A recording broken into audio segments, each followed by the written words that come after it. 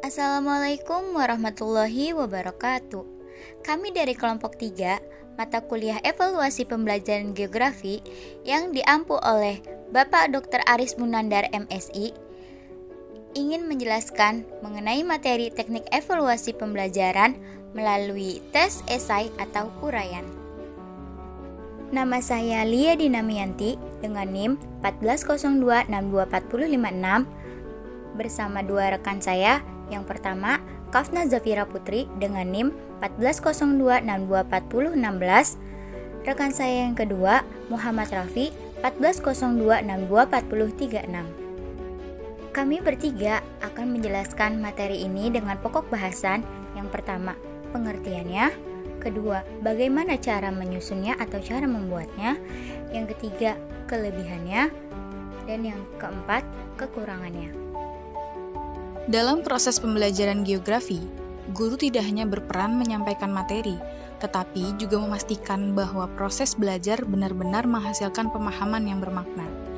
Disinilah evaluasi pembelajaran menjadi bagian yang sangat penting, karena melalui evaluasi, kita dapat melihat sejauh mana tujuan pembelajaran telah tercapai, sekaligus menilai efektivitas strategi yang digunakan.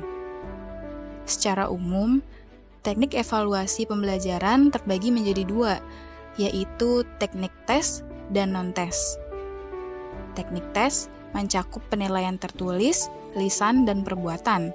Sementara itu, teknik non-tes meliputi observasi, wawancara, kuesioner, dokumentasi, sosiometri, portofolio, dan berbagai bentuk penilaian lainnya yang lebih menekankan pada proses dan sikap. Dalam konteks tes tertulis, terdapat dua bentuk utama, yaitu tes objektif dan tes subjektif.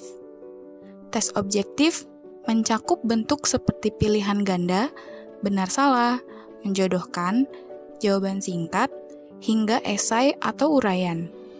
Sedangkan tes subjektif umumnya dibedakan menjadi uraian terbatas dan uraian bebas atau luas.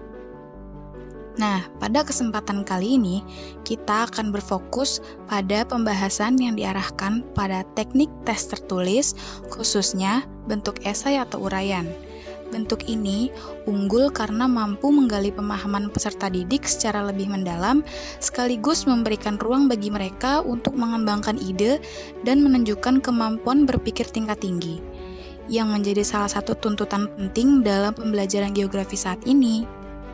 Setelah memahami pentingnya teknik evaluasi dalam pembelajaran, kita masuk pada konsep dasarnya, yaitu pengertian evaluasi pembelajaran itu sendiri.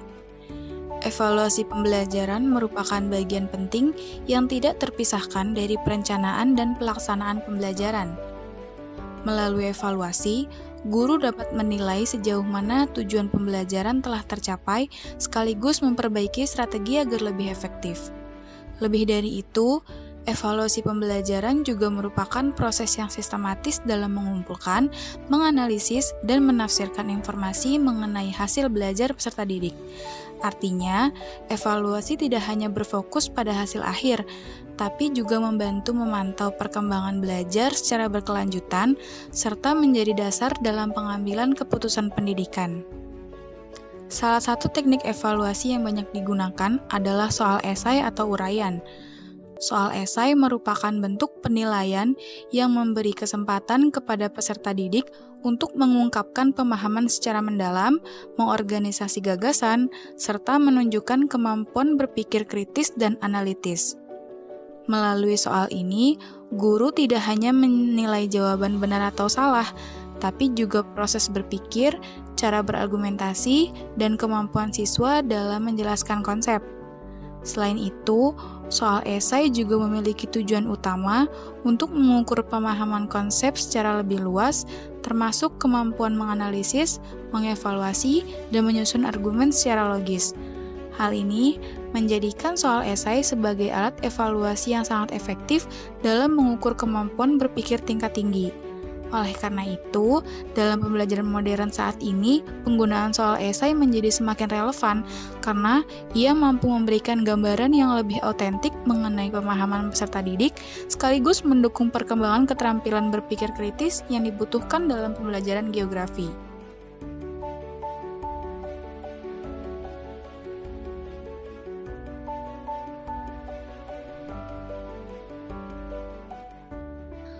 Langkah-langkah menyusun teknik evaluasi pembelajaran dalam bentuk esai.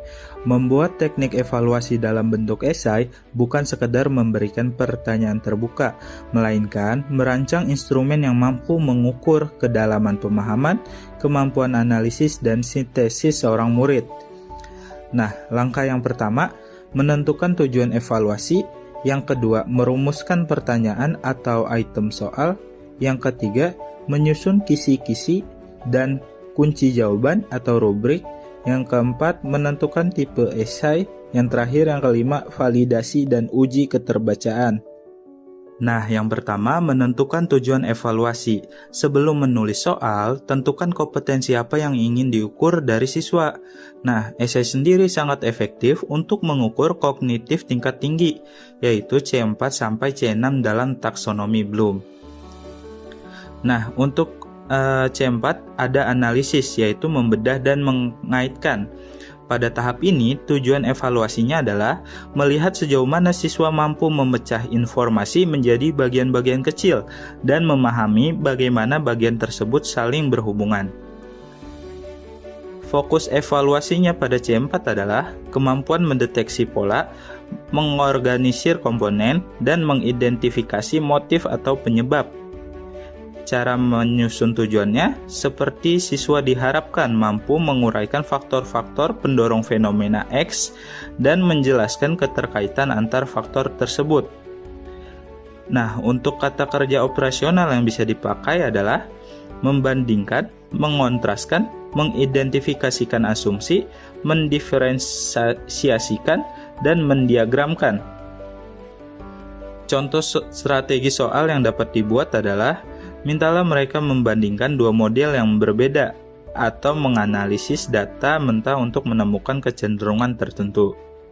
Selanjutnya, C5 atau evaluasi, yaitu menilai dan mengkritik. Tujuannya adalah menguji kemampuan siswa dalam membuat pertimbangan atau adjustment. Berdasarkan kriteria atau standar yang ada, siswa tidak hanya menerima informasi, tapi juga mempertanyakannya. Fokus evaluasi pada C5 adalah kemampuan siswa menentukan efektivitas suatu metode, validitas argumen, atau kualitas suatu karya. Cara menyusun tujuannya seperti siswa mampu memberikan penilaian kritis terhadap relevansi sebuah kebijakan atau teori dalam situasi spesifik. Untuk kata kerja operasional yang bisa dipakai, yaitu menjustifikasi, menyanggah, merekomendasikan, mengkritik, dan memvalidasi.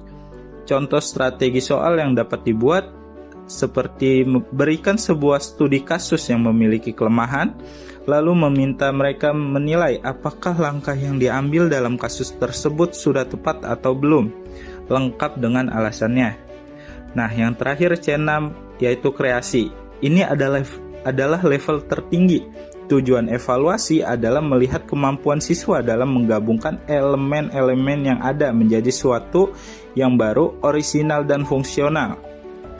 Fokus evaluasi C6 ini ada pada kemampuan merancang solusi, membangun hipotesis, atau menciptakan kerangka kerja baru. Cara menyusun tujuannya seperti siswa mampu menyusun sebuah rancangan, program atau strategi alternatif untuk menyelesaikan masalah Y. Kata kerja operasional yang dapat dipakai, mendesain, merumuskan, mengonstruksi, menciptakan, memodifikasi. Contoh strategi soalnya, mintalah mereka membuat sebuah rencana aksi, kurikulum singkat, atau model solusi terhadap masalah lingkungan atau sosial yang sedang terjadi.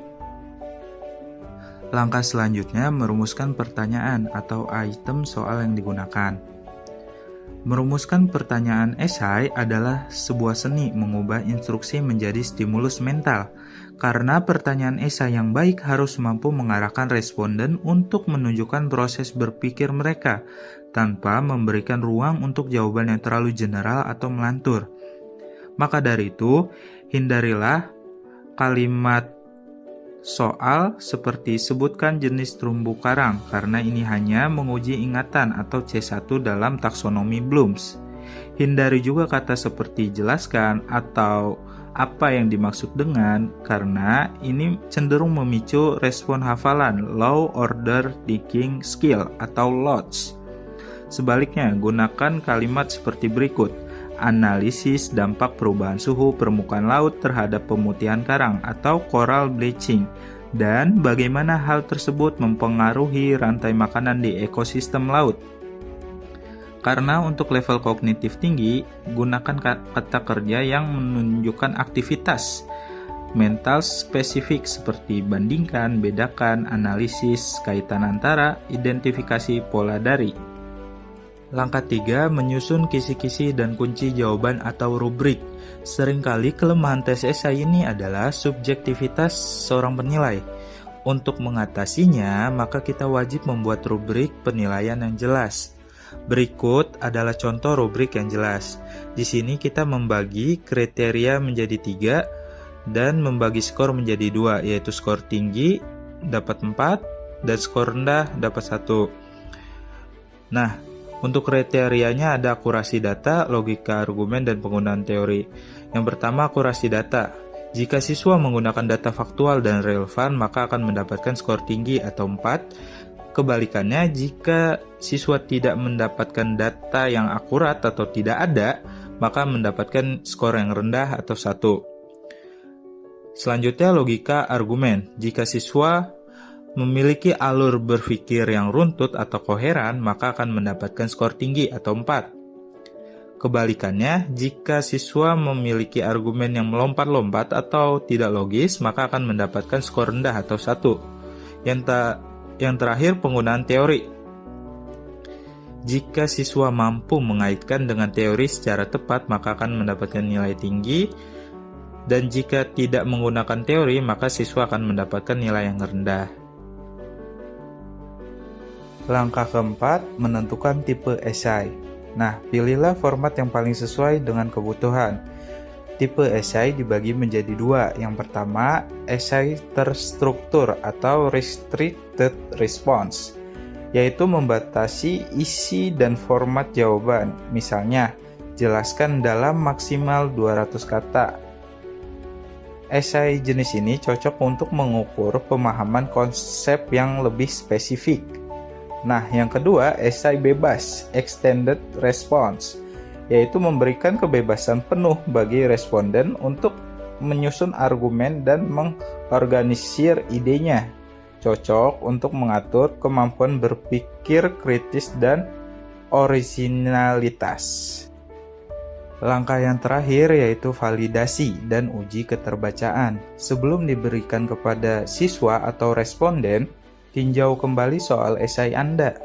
Apakah instruksinya jelas? Apakah waktu yang diberikan cukup untuk menjawab kedalaman soal tersebut?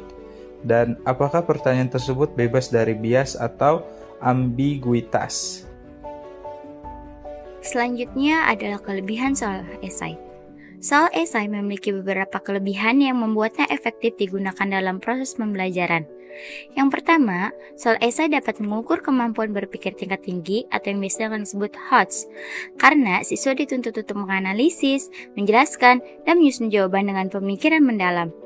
Yang kedua, soal esai mendorong kreativitas dan ekspresi, di mana siswa dalam menyampaikan ide atau pendapat mereka dengan gaya bahasa mereka sendiri. Hal tersebut membuat siswa lebih bebas dalam mengembangkan jawaban. Yang ketiga, dapat mengurangi faktor tebakan. Biasanya, jawaban yang tidak tersedia dalam bentuk pilihan seperti pada itu merupakan soal objektif. Dengan demikian, hasil penilaian lebih mencerminkan kemampuan asli siswa. Yang keempat, mudah disusun, yaitu mudah disusun oleh guru karena tidak memerlukan banyak alternatif jawaban seperti soal pilihan ganda. Yang kelima, soal esai menekankan kemampuan menulis, di mana siswa dapat terbiasa menyusun kalimat yang runtut dan jelas. Yang terakhir, soal esai berguna untuk mengetahui sejauh mana siswa memahami materi, karena jawaban mereka dapat menunjukkan tingkat penguasaan konsep secara lebih mendalam lagi. Berikutnya, kekurangan soal esai. Di sisi lain, soal esai juga memiliki beberapa kekurangan. Yang pertama, penilaian yang subjektif, di mana hasil koreksi dapat dipengaruhi oleh pandangan atau interpretasi guru. Yang kedua, kurang representatif. Untuk mengukur seluruh cakupan materi, sebab jumlah soal biasanya terbatas sehingga tidak semua topik dapat diujikan. Yang ketiga, lebih sulit saat diperiksa, karena guru harus membaca dan menilai jawaban satu persatu secara detail. Yang keempat, membutuhkan waktu yang lama, baik bagi siswa untuk menjawab maupun bagi guru untuk mengoreksi jawaban dari siswanya. Berikutnya, soal esai memiliki cakupan yang terbatas, sehingga kurang efektif jika digunakan untuk menguji banyak indikator pembelajaran sekaligus. Berikutnya, soal esai pun reliabilitasnya rendah. Artinya, konsistensi hasil penilaian bisa berbeda tergantung pengoreksi atau penilai atau kondisi saat pemeriksaan.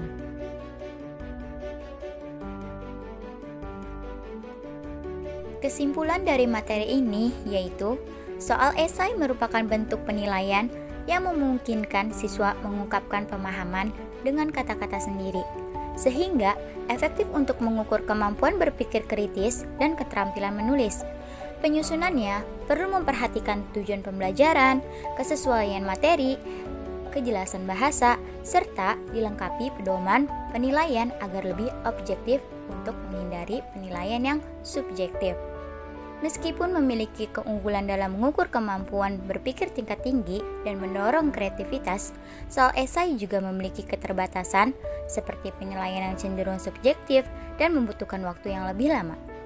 Oleh karena itu, penggunaannya perlu dilakukan secara tepat dan seimbang dengan bentuk penilaian lainnya. Demikianlah penjelasan materi dari kami. Semoga dapat bermanfaat. Terima kasih. Wassalamualaikum warahmatullahi wabarakatuh.